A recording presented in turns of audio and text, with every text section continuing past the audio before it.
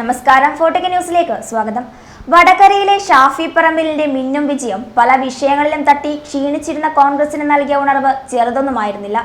വർഗീയത പറഞ്ഞ് ഒരു തിരഞ്ഞെടുപ്പിൽ ജയിക്കുന്നതിനേക്കാൾ തനിക്കിഷ്ടം 100 തിരഞ്ഞെടുപ്പിൽ തോൽക്കാനാണെന്ന് പറഞ്ഞ നേതാവാണ് ഷാഫി.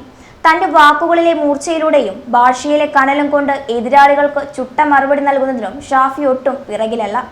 എന്തിലും ഏതിലും വ്യക്തമായ കാഴ്ചപ്പാടും അഭിപ്രായമുള്ളതിനാൽ തന്നെ ഷാഫിയുടെ പ്രസംഗങ്ങൾ എപ്പോഴും ജനശ്രദ്ധ ആകർഷിക്കാറുമുണ്ട്. അത്തരത്തിൽ ചടുലമായ വാക്കുകൾ കൊണ്ട് ഒരു തീപ്പൊരി പ്രസംഗം തന്നെയായിരുന്നു തന്റെ മണ്ഡലത്തിലും ഷാഫി കാഴ്ചവെച്ചിരുന്നത്. MP ആയി സത്യപ്രതിജ്ഞ ചെയ്ത ശേഷം മണ്ഡലത്തിലെ ആദ്യ പൊതുപരിപാടിയായിരുന്നു ഷാഫി പറമ്പിലിന്റേത്. ഒരാൾ നേടുന്ന വിജയത്തെ അളക്കേണ്ടത് ഒരു പ്രകടനം മാത്രം മുൻനിർത്തിയാവരുത്. വിജയത്തിലേക്ക് അയാൾ കടന്ന വഴികളും അതിജീവിച്ച പ്രതിസന്ധികളെയും കൂടി കണക്കിലെടുത്തായിരിക്കണം. പരാജയങ്ങളുടെയും ദുരന്തങ്ങളുടെയും ഇന്നലകളിൽ നിന്ന് വിജയത്തിലേക്ക് തളരാതെ കുതിക്കുകയെന്നത് നമ്മുടെ ശക്തിയാണ്. ഇന്ന് മനുഷ്യരിലെ പ്രതിഭകൾക്ക് വളരാനും പ്രശസ്തരാകാനും നിരവധി വഴികളും സാധ്യതകളുമുണ്ട്. നന്മയിലേക്ക് ചുവടുവെക്കുന്ന ഭാവി കരുത്തുറ്റതാകാനും നാടിന്റെ നന്മയുടെ പേരാവാനും യുവതയ്ക്ക് കഴിയട്ടെ എന്നും ആശംസിച്ചുകൊണ്ടായിരുന്നു ഷാഫിയുടെ പ്രസംഗം. KK രമ MLA സമഗ്ര വിദ്യാഭ്യാസ പരിപാടിയായ വൈബിന്റെ നേതൃത്വത്തിൽ മണ്ഡലത്തിലെ SSLC +2 ഉന്നത വിജയികളുടെ അനുമോദന പരിപാടിയായ വിജയാരവം ഉദ്ഘാടനം ചെയ്തുകൊണ്ട് സംസാരിക്കുകയായിരുന്നു ഷാഫി നടത്തിയ ആ തീപ്പൊരി പ്രസംഗത്തിലേക്ക്. നിങ്ങളുടെ സ്കില്ലുകളെ ലോകത്തോട് കമ്മ്യൂണിക്കേറ്റ് ചെയ്യാൻ ഒരാളുടെയും സ്പോൺസർഷിപ്പ് വേണ്ടാത്തൊരു കാലത്തിലേക്ക് നിങ്ങൾ വന്നിരിക്കുന്നു എന്നുള്ളതാണ്. നിങ്ങളൊരു കാര്യം പരിശോധിച്ച് നോക്കുക. ലോകമെമ്പാടുമുള്ള സൂപ്പർ ഹീറോ സിനിമകൾ എങ്ങനെയാണ് ഇതിനു മുമ്പ് പുറത്തു വന്നിരുന്നത്? സൂപ്പർ ഹീറോ സിനിമകളുടെ വേഷം എന്തായിരുന്നു? സൂപ്പർ ഹീറോ സിനിമകളിലെ സൂപ്പർമാന്റെ വേഷം എന്താണ്? ബാറ്റ്മാന്റെ വേഷം എന്താണ്? അവഞ്ചേഴ്സിലെ നായകന്റെ വേഷം എന്താണ്? ക്യാപ്റ്റൻ അമേരിക്ക സീരീസിലേക്ക് ആളുകളുടെ വേഷം എന്താണ്? സൂപ്പർ ഹീറോസിനെ ലോകത്ത് കൊണ്ട് നടത്തുമ്പോൾ അവരുണ്ടാക്കിയിരുന്ന ഒരു കുറെ സാധനങ്ങൾ ഉണ്ടായിരുന്നു. പക്ഷെ ഇവിടുന്ന് ഒരു സൂപ്പർ ഹീറോ കഴിഞ്ഞ വർഷങ്ങളിൽ പുറത്തിറങ്ങി. ഒരു സൂപ്പർ ഹീറോ വയനാടിന്റെ കുറുക്കമൂല എന്ന് പറയുന്ന പ്രദേശത്താണ് ചേച്ചി പുറത്തു വന്നത്. കുറുക്കമൂലയിലെ സൂപ്പർ ഹീറോയുടെ വേഷം കൈലിമുണ്ടാണ്. കുറുക്കമൂലയിലെ സൂപ്പർ ഹീറോയുടെ വേഷം ചാക്ക് കൊണ്ട് മുഖം മറച്ചിട്ടാണ്. കണ്ണടയും ഗ്ലാസും ഒന്നുമല്ല.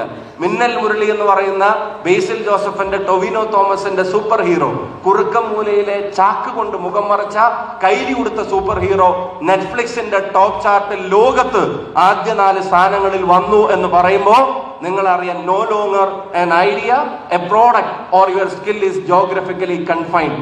നിങ്ങളുടെ ഒരു സ്കില്ലിനെയും ഇന്ന് ജോഗ്രഫിക്കലി കൺഫൈൻ ചെയ്ത് നിർത്താൻ കഴിയില്ല. നിങ്ങൾ നന്നായി പാടുമെങ്കിൽ, നിങ്ങൾ നന്നായി പഠിക്കുമെങ്കിൽ, നിങ്ങൾ നന്നായി വരക്കുമെങ്കിൽ, നിങ്ങൾ നന്നായി ഓടുമെങ്കിൽ, നിങ്ങൾ നന്നായി ഫുട്ബോൾ കളിക്കുമെങ്കിൽ, നിങ്ങൾ നന്നായി സംവിധാനം ചെയ്യുമെങ്കിൽ, നിങ്ങൾ നന്നായി തിരക്കഥ എഴുതുമെങ്കിൽ, നിങ്ങൾ നന്നായി സ്റ്റിച്ച് ചെയ്യുമെങ്കിൽ, നിങ്ങൾ നന്നായി ചെടി വളർത്തുമെങ്കിൽ, നിങ്ങൾ നന്നായി കുക്ക് ചെയ്യുമെങ്കിൽ, നിങ്ങൾ നന്നായി പെയിന്റ് ചെയ്യുമെങ്കിൽ, നിങ്ങൾ എന്ത് നന്നായി ചെയ്യാൻ തീരുമാനിച്ചാലും അത് ലോകത്ത് എവിടെയും കമ്മ്യൂണിക്കേറ്റ് ചെയ്യാൻ ഒരു ദിവസമുള്ള 2 GB ഡാറ്റയും 6 ഇഞ്ച് സ്ക്രീനും മതി എന്ന് പറയുമ്പോൾ വടകരയുടെ വൈബിനെ ഇനി പിടിച്ചു നിർത്താൻ പറ്റില്ല എന്നുള്ള കോൺഫിഡൻസ് ഈ സംഗമത്തിലിരിക്കുന്ന മുഴുവൻ ആളുകളുടെയും വരണം. Believe in your self. നിങ്ങളുടെ കഴിവിൽ നിങ്ങൾ വിശ്വസിക്കുക. അതിനെ കമ്മ്യൂണിക്കേറ്റ് ചെയ്യാനുള്ള കോൺഫിഡൻസ് ഉണ്ടാക്കുക. അതിന് പേഴ്സണലി നിങ്ങൾ ഇംപ്രൂവ് ചെയ്തുകൊണ്ടേയിരിക്കുക. അതിന്റെ ഇടയിൽ പരാജയങ്ങൾ ഉണ്ടാവാം. 2024 ഈ പറയുന്ന പിന്നെ ജൂൺ മാസം 30-ാം തീയതി നമ്മൾ ആഘോഷിക്കുന്ന വിജയം 29-ാം തീയതി രാത്രി വെസ്റ്റ് ഇൻഡീസിൽ വെച്ചിട്ട്, അമേരിക്കൻ നാടുകളിൽ വെച്ചിട്ട് ഇന്ത്യയുടെ ക്രിക്കറ്റ് ടീം ഉണ്ടാക്കിയിട്ടുണ്ടെങ്കിൽ അതിന് 2011 മുതൽ 24 വരെയുള്ള 13 വർഷത്തെ പരാജയങ്ങളുടെ കഥ കൂടെ പറയാനുണ്ട് എന്നുള്ളത് നിങ്ങൾ തിരിച്ചറിയുക. അപ്പൊ അവിടെയാണ് സെറ്റ് ബാക്കുകളിൽ തിരിച്ചു വരാനുള്ള കോൺഫിഡൻസ് ഉണ്ടാക്കലാണ് വിദ്യാഭ്യാസം. അവിടെയാണ് വിദ്യാഭ്യാസത്തിന്റെ പ്രാധാന്യം. MP പറഞ്ഞ ഒരു പ്രധാനപ്പെട്ട കാര്യം ലഹരിക്കെതിരായിട്ടുള്ള പോരാട്ടം. ഞാൻ പറയുന്നത്, നിങ്ങൾ ഇന്നലെ കണ്ട ജസ്പ്രീത് ബുംറയുടെ ഒരു ബോൾ, ആ ബോള് അദ്ദേഹം 18ാമത്തെ ഓവർ എറിയാൻ അറിയുമ്പോൾ അവിടെ ഉണ്ടായിരുന്ന ബാറ്റ്സ്മാന്റെ സ്റ്റെമ്പും തകർത്ത് കറന്നു പോകുന്നതിനേക്കാൾ, അത് കാണുമ്പോൾ കിട്ടുന്നതിനേക്കാളുള്ള ഒരു ലഹരിയും ഒരു MDMAക്കും തരാനില്ല എന്നുള്ള തിരിച്ചറിവ് ഈ സമൂഹത്തിനുണ്ടായേ പറ്റൂ. മനോഹരമായ ഒരു പാട്ട് കേൾക്കുമ്പോൾ അതിന് കാതോർക്കുമ്പോൾ, ടൈലർ സ്വിഫ്റ്റിന്റെ ഒരു പാട്ടിനെ ആരാധിക്കുന്ന അല്ലെങ്കിൽ BTSന്റെ ആരാധകരുള്ള ആളുകൾ ഇതിലുണ്ടോ? BTSകാരുണ്ടോ? ഉണ്ടോ? ബ്ലാക്ക് പിങ്കിന്റെ ആരാധകരുണ്ടോ? ബ്ലാക്ക് പിങ്കിനെയും BTSനെയൊക്കെ ആരാധിക്കുന്ന ആളുകൾക്ക് മറ്റെന്തിനാണ് ഒരു ലഹരിയുടെ ആവശ്യം വരുന്നത്? ലയണൽ മെസ്സിയുടെ മനോഹരമായ ഒരു ഗോളിന് വേറെ ഏത് ലഹരിയേക്കാൾ കൂടുതൽ കരുത്തുണ്ട് എന്നുള്ളത് നമുക്ക് എല്ലാവർക്കും അറിഞ്ഞൂടെ. ക്രിസ്ത്യാനോ റൊണാൾഡോയുടെ ഒരു ഷ്യൂ കാണുമ്പോൾ അത് നമുക്ക് നൽകുന്ന ആവേശത്തെക്കാൾ ഏത് മദ്യത്തിനാണ്, ഏത് മയക്കുമരുന്നിനാണ് നമുക്ക് ആവേശം നൽകാൻ കഴിയുന്നത്? So let's not go behind that. അത് നിങ്ങളും കൂടെ എടുക്കേണ്ട ഒരു തീരുമാനമാണ്. നമ്മുടെ ക്യാമ്പസുകളിൽ നിന്ന് ഞാൻ നിങ്ങളെ സീരിയസ് ആയിട്ട് അലേർട്ട് ചെയ്യാൻ ആഗ്രഹിക്കുന്നു. ഞാൻ ഇവിടെ വന്ന് കുറഞ്ഞ ദിവസങ്ങൾക്കുള്ളിൽ തന്നെ നിരവധി മരണ വാർത്തകൾ ഞാൻ കേൾക്കേണ്ടി വന്നു. ഈ പ്രദേശങ്ങളിൽ നിന്ന് മരണ വാർത്തകൾ കേൾക്കേണ്ടി വരുന്നത് ലഹരിക്ക് അഡിക്റ്റഡ് ആയിട്ടുള്ള ചെറുപ്പക്കാർ മരിക്കുന്നതിനെ സംബന്ധിച്ചുള്ള വാർത്തകൾ ഞാൻ കഴിഞ്ഞ ദിവസം MLA മീറ്റിംഗും ഞാൻ ശ്രദ്ധിച്ചിരുന്നു. അത് കേൾക്കേണ്ടി വന്നു. ദാറ്റ് മീൻസ് നമുക്കിടയിൽ ആരൊക്കെയോ ആ വഴിയിലൂടെ പോയിക്കൊണ്ടിരിക്കുന്നുണ്ട്. നമ്മൾ അവരുടെ യഥാർത്ഥ സുഹൃത്തുക്കളാണെങ്കിൽ it's time to reclaim them. അവരെ തിരിച്ചു പിടിക്കേണ്ട സമയമാണ്. അവരെ അത് അങ്ങനെ ഇഗ്നോർ ചെയ്ത് അവൻ അങ്ങനെ ആക്കോട്ടെ അല്ലെങ്കിൽ അവൾ അങ്ങനെ ആയിക്കോട്ടെ എന്ന് പറഞ്ഞ് തള്ളിവിടുകയല്ല. Talk to them. ഇനി നിങ്ങൾ ഐഡന്റിറ്റി വ്യക്തമാക്കാത്ത തരത്തിൽ ടോക്ക് ടു യുവർ ടീച്ചേഴ്സ്. എന്റെ ഫ്രണ്ടിന് ഇങ്ങനെ ഒരു ഹാബിറ്റ് ഉണ്ടെന്ന് ഒരു ടീച്ചറോട് ആരും അറിയാതെ അവനെ രക്ഷപ്പെടുത്താൻ വേണ്ടി പോയി പറഞ്ഞു കൊടുക്കുന്നവനാണ് അല്ലെങ്കിൽ പറഞ്ഞു കൊടുക്കുന്നവളാണ് യഥാർത്ഥ സുഹൃത്ത് എന്നുള്ള കാര്യത്തിന് ഒരു സംശയവും വേണ്ട. നിങ്ങളുടെ സൗഹൃദത്തെ നിങ്ങൾ വാല്യൂ ചെയ്യുന്നുണ്ടെങ്കിൽ ഡെഫിനറ്റ്ലി നിങ്ങൾ അത് ചെയ്യണം. അപ്പൊ അതിനെതിരായിട്ടുള്ള പോരാട്ടമൊക്കെയായി ഈ വേദി നമുക്ക് മാറാൻ കഴിയട്ടെ. ഞാൻ ദീർഘിപ്പിക്കുന്നില്ല.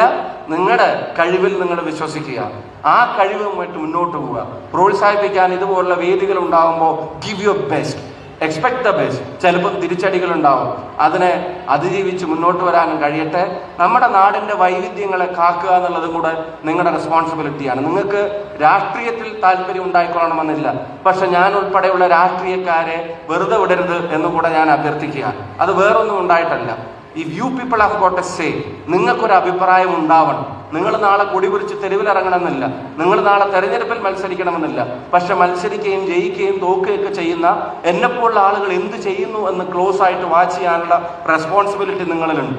നിങ്ങളുടെ കാലിൽ അണിയുന്ന ചെരുപ്പിന്റെ നികുതി തീരുമാനിക്കുന്നത് പൊളിറ്റിക്കലി എലക്റ്റഡ് ഗവൺമെന്റ്സ് ആണ്. രാഷ്ട്രീയത്തിൽ നിന്ന് പരിപൂർണമായി വിട്ടുനിൽക്കാനല്ല, അതിലെന്ത് സംഭവിക്കുന്നു എന്ന് ശ്രദ്ധിക്കുന്ന ഒരു യുവതയ്ക്കാണ് രാജ്യത്തെ നേർവഴിക്ക് നടത്താൻ ശ്രമിക്കുക. ജയിക്കാനും തോൽക്കാനും വേണ്ടി ജാതിയും മതവും ഒക്കെ പറഞ്ഞ് നമ്മൾ പറയപ്പെടുന്നുണ്ട്. ഈ നാടിന്റെ ഏറ്റവും വലിയ സൗന്ദര്യം അതിനെല്ലാം മറികടക്കുന്ന ഒന്നാണ്. ലോകത്ത് ഇത്രയും ഭാഷ സംസാരിക്കുന്ന ഒരു രാജ്യം വേറെയില്ല. ലോകത്ത് ഇത്രയും വിശ്വാസങ്ങളും മതങ്ങളും ജാതികളും ഉപജാതികളുമുള്ള ഒരു രാജ്യം വേറെയില്ല. ലോകത്ത് ഇത്രയും കാലാവസ്ഥാ വ്യതിയാനങ്ങളുള്ള ഒരു നാട് വേറെയില്ല. ലോകത്ത് ആളുകളെ കണ്ടാൽ ഇതുപോലെ വൈവിധ്യങ്ങളുള്ള ഒരു നാട് വേറെയില്ല. ലോകത്ത് ഭക്ഷണത്തിൽ ഇത്രയധികം വ്യത്യാസങ്ങളുള്ള, ആചാരങ്ങളിൽ ഇത്രയധികം വ്യത്യാസങ്ങളുള്ള ഒരു നാട് വേറെയില്ല. ഞാൻ വടകരയിൽ വന്നപ്പോൾ ആളുകൾ പറഞ്ഞ് ആണിയുണ്ട് നോക്കണേ, ആണിയുണ്ട് നോക്കണം എന്ന് പറഞ്ഞപ്പോൾ ഞാൻ വിചാരിച്ചു കാലുമ്പോൾ കുത്തി കയറുന്ന ആണിയായിരിക്കും വിചാരിച്ചിട്ട് ഞാൻ നോക്കിയിട്ട് ഒരാണിയും കാണുന്നില്ല. പിന്നെ എനിക്ക് മനസ്സിലായത് ആണി എന്ന് പറയുന്നത് ഡ്രെയിനേജിനെയാണ്, ചാലിനെയാണ് എന്നുള്ളത് എനിക്ക് മനസ്സിലാവുന്നു. ഒരു ഭാഷയാണ്. ഞാൻ പാലക്കാടുള്ള എനിക്ക് വടകര പറയുന്ന ഭാഷ മനസ്സിലാക്കാൻ ചില സമയത്ത് അധികം സമയം വേണ്ടി വരുന്നുണ്ട്.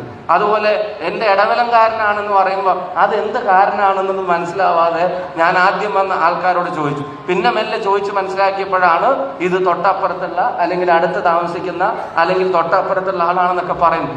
അത്രയും ഡയലക്റ്റുകളുള്ള ഒരു നാട്, ആ ജാതിക്കും മതത്തിനും ഒക്കെ അതീതമായിട്ട് ഇപ്പോഴും ഒരുമിച്ച് കഴിയുന്നുണ്ടെങ്കിൽ ആ ഓക്സിജന്റെ പേരാണ് ദ കോൺസ്റ്റിറ്റ്യൂഷൻ ഓഫ് ഇന്ത്യ. ഇന്ത്യയുടെ ഭരണഘടന ഈ നാടിന്റെ ജനാധിപത്യ മതേതര മൂല്യങ്ങളെ മുറുകെ പിടിക്കുന്ന ഒന്നാണ്.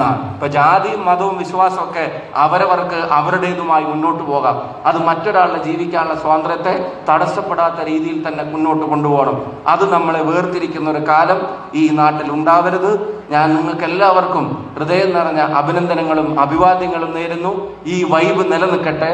നാളെ ഞാൻ വടകരയുടെ MP ആണ്, എൻ്റെ മേൽവിലാസം വടകരയാണ്. ഇത് വടകരയുടെ MLA ആണ്, MLAയുടെ മേൽവിലാസം വടകരയാണ്. ഇത് വടകരയുടെ മുനിസിപ്പൽ സ്റ്റാൻഡിംഗ് കമ്മിറ്റി ചെയർപേഴ്സൺ ഉണ്ട്, അവിടെ വടകരയാണ് മേൽവിലാസം. ഒഞ്ചിയത്തിന്റെ പഞ്ചായത്ത് പ്രസിഡന്റ് ഉണ്ട്, ഒഞ്ചിയമാണ് മേൽവിലാസം. അഴിയൂരിന്റെ പഞ്ചായത്ത് പ്രസിഡന്റ് ഉണ്ട്, അഴിയൂരാണ് മേൽവിലാസം. ഇവിടെ ഏറാമലയുടെയും അതുപോലെ തന്നെ ചോറോടിന്റെ ഒക്കെ പ്രസിഡന്റും അവർക്കൊക്കെ നാടാണ് മേൽവിലാസം. നാടിനൊരു മേൽവിലാസം വേണമെങ്കിൽ ഞങ്ങൾ ഉറ്റുനോക്കുന്നത് ജനപ്രതിനിധികളെയല്ല, നാടിനൊരു മേൽവിലാസം വേണമെങ്കിൽ, നാളെ വടകര അറിയപ്പെടണമെങ്കിൽ ഞങ്ങൾ ഉറ്റുനോക്കുന്നത് നിങ്ങൾ ഓരോരുത്തരെയുമാണ് എന്നുള്ളത് സ്നേഹത്തോടെ അറിയിച്ചുകൊണ്ട് ഞാൻ അവസാനിപ്പിക്കുകയാണ്.